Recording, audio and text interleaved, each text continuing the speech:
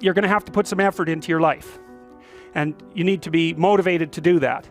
What are the potential sources of motivation? You know, if you're extroverted, you want friends. If you're agreeable, you want an intimate relationship. If you're disagreeable, you want to win competitions. If you're open, you want to engage in creative activity. If you're high in neuroticism, you want security. Those are all sources of potential motivation that you could draw on, that you could tailor to your own personality. But then there are dimensions that you want to consider your life across. And so if you could have your life the way you wanted it in 3 to 5 years, if you were taking care of yourself properly, what would you want from your friendships? What would you want from your intimate relationship? How would you like to structure your family?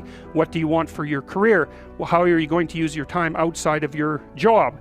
And how are you going to regulate your mental and physical health, and maybe also your drug and alcohol use? Because that's a good place to auger down, because alcohol wipes out 5 to 10% of people. So you want to keep that under control. So maybe you develop a vision of what you would like your life to be. Once the goal is established, then you break down the goal into micro processes that you can implement. The micro processes become rewarding in relation to their causal association with the goal, and that tangles in your incentive reward system, and that's the thing that keeps you moving forward.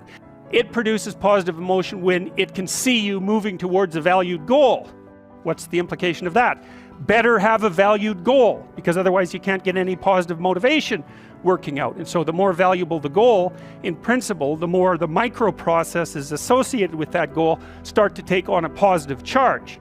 And so what that means is, well, you get up in the morning and you're excited about the day, you're ready to go.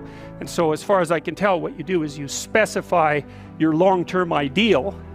Maybe you also specify a place you want to stay the hell away from, so that you're terrified to fail as well as excited about succeeding, because that's also useful. You want to specify goals that make you say, oh, if that could happen as a consequence of my efforts, it would clearly be worthwhile. Because the question always is, why do something?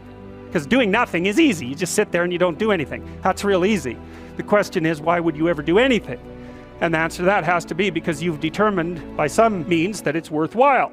And then the next question might be, well, where should you look for worthwhile things? And one would be, well, you could consult your own temperament.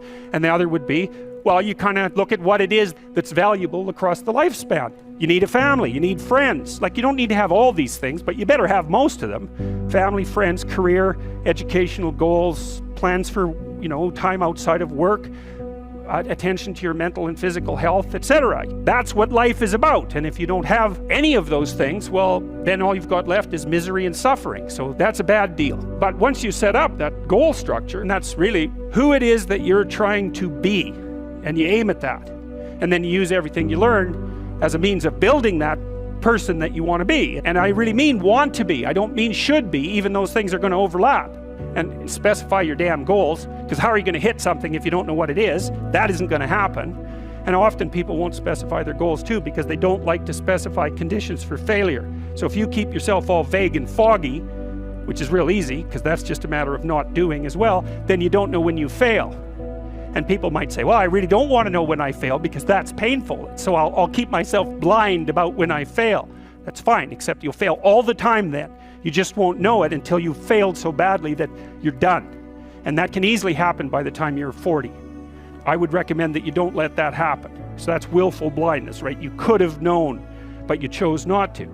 Okay, so once you get your goal structure set up, you think, okay, if I could have this life, looks like that might be worth living, despite the fact that it's going to be anxiety-provoking and threatening, and there's going to be some suffering and loss involved in all of that, obviously.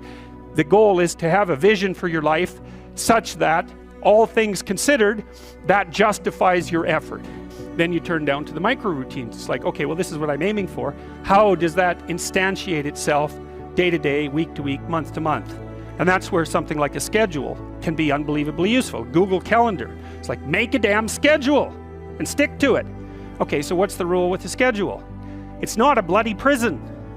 Well, what kind of schedule are you setting up? I have to do this, then I have to do this, then I have to do this. And then I just go play video games, because who wants to do all these things that I have to do? It's like, wrong. Set the damn schedule up so that you have the day you want.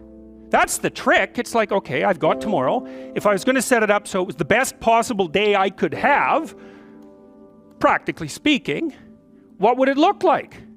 Well, then you schedule that. And obviously there's a bit of responsibility that's going to go along with that, because if you have any sense, one of the things that you're going to insist upon is that at the end of the day, you're not in worse shape than you were at the beginning of the day. If you have a bunch of those in a row, sorry, that's just not a good strategy.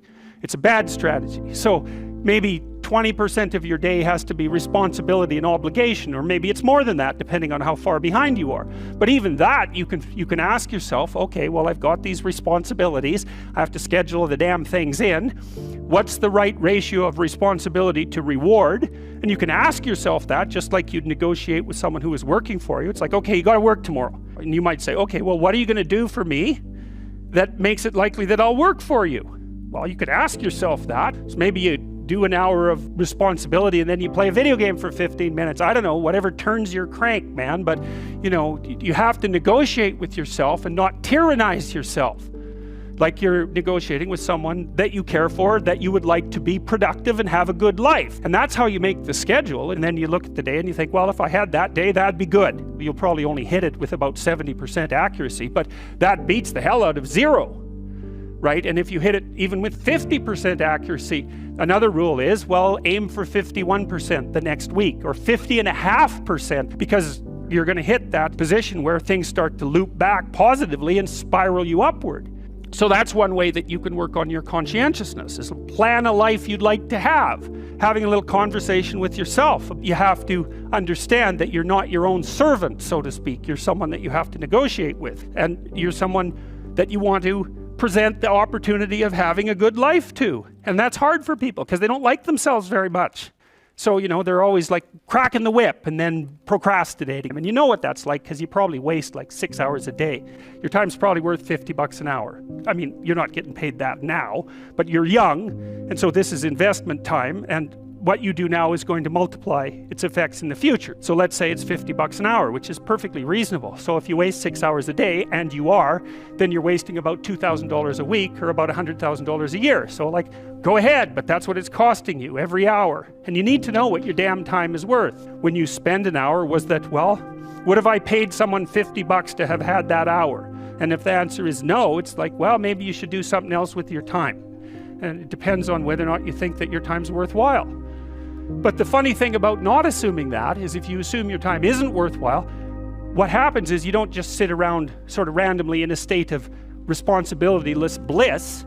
What you do is you suffer existentially. As far as I can tell, that's how you can improve your conscientiousness. Outline a goal that you actually would like to hit. And even better, here's something else you can think about when you're negotiating in your life.